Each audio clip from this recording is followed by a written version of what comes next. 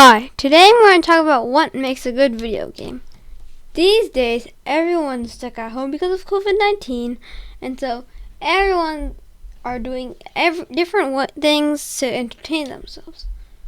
And so me and my friends found something to do, video games. Since we have been playing lots of video games, I started to wonder what makes a good video game. Since I wanted the answer to my question, I started to notice some good attributes of my video games.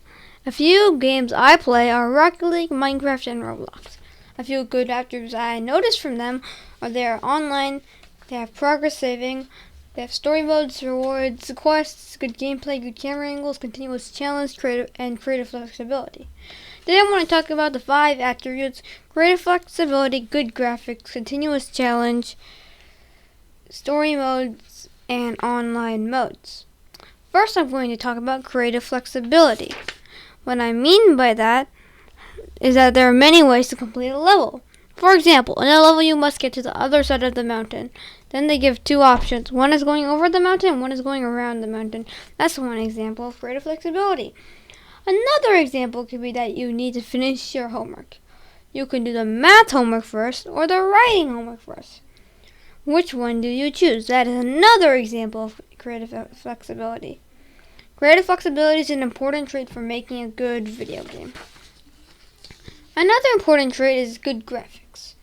Good graphics are good animations of a video game. For example, Need for Speed Heat has good graphics. I'll show you a trailer now.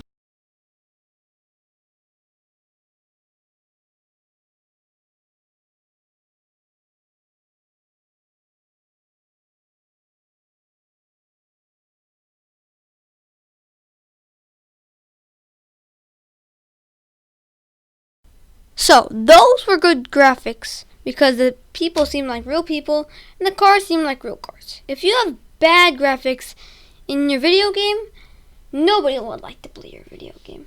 Another important trait of making a good video game is continuous challenge. What I mean is that the game is always challenging. For example, if I've been playing a game for a long time and I got good skill in it, then if the difficulty is the same, I'll get bored because I'm super good at it, and then I'll stop playing the game. But if the difficulty increases every single time, now it wouldn't get too easy for me, and I'll continue to play the game. So continuous challenge will be a very successful trait to add in your game. Another thing that makes a successful video game are story modes. Story modes tell you what to do next.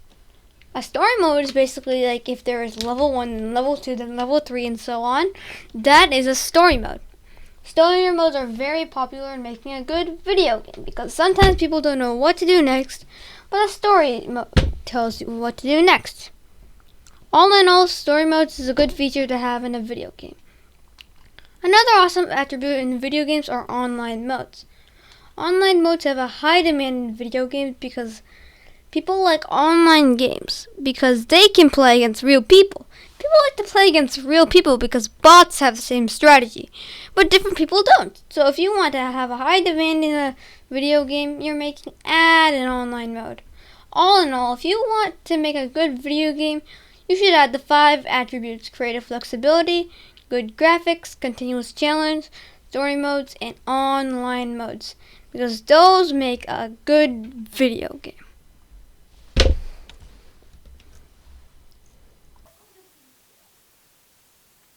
So then I realized the next step would be to figure out what my friends think about these 5 attributes.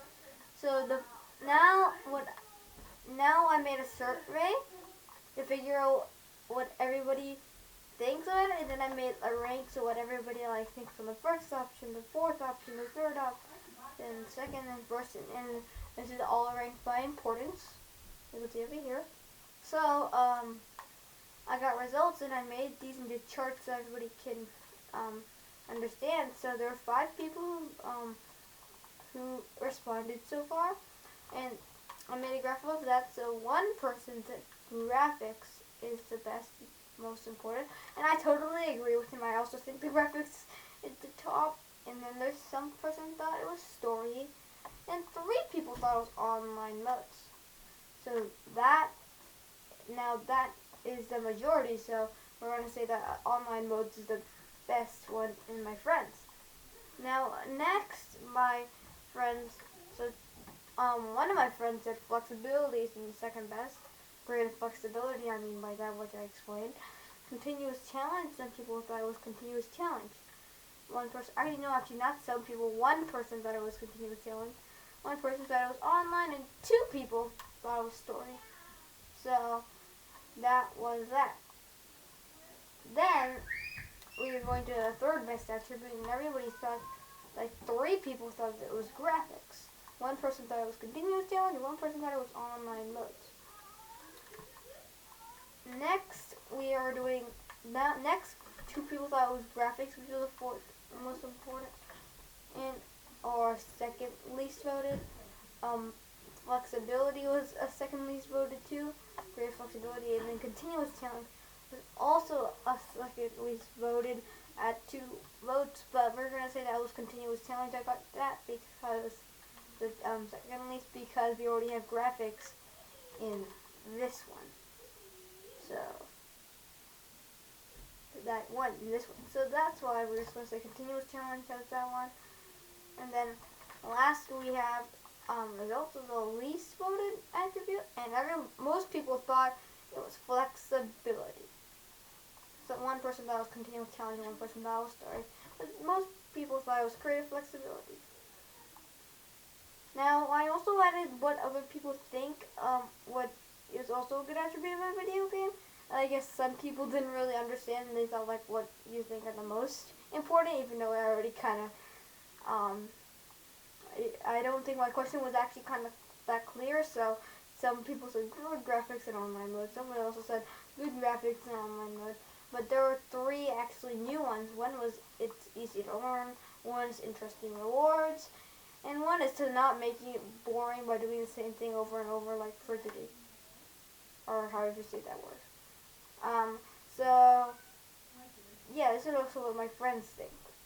And then I have in the future, I've been hoping that I can be actually I'm actually starting to think that I can become a video game designer, because I've been really into coding. I've been really into video games, and I've already done some Roblox modding and some Python. So I'm starting to get the hang of a little bit of coding. So I've been hoping that when I get older and I get a job, I will be a video game designer. So yeah, I guess that's